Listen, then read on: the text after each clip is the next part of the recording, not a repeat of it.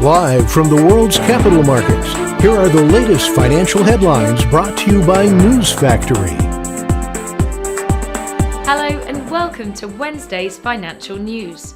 Stay with us for more market headlines.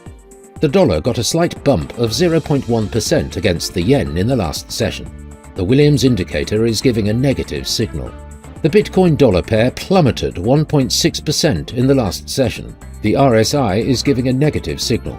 The gold-dollar price remained largely unchanged in the last session. The Williams indicator is giving a positive signal. The last session saw the oil fall 0.8% against the dollar.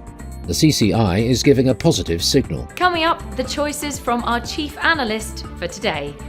Oil was up on expectations that Russia's reduction in natural gas supply to Europe could encourage a switch to crude.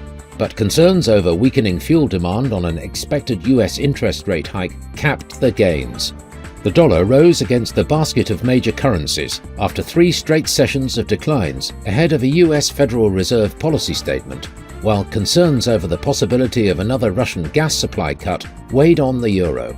Bitcoin miners are still looking to set up operations in Texas despite recent heat waves, but more sustainable techniques may help improve circumstances moving forward. Those were today's major economic events, and now moving on to world financial headlines.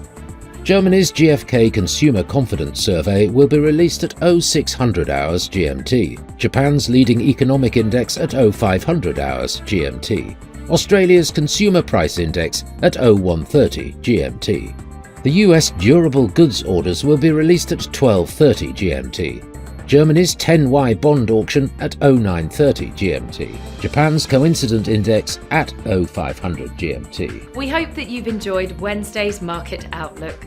On behalf of all of us here, we wish you a productive trading day. Be sure to join us tomorrow morning for the latest news and events from the financial markets.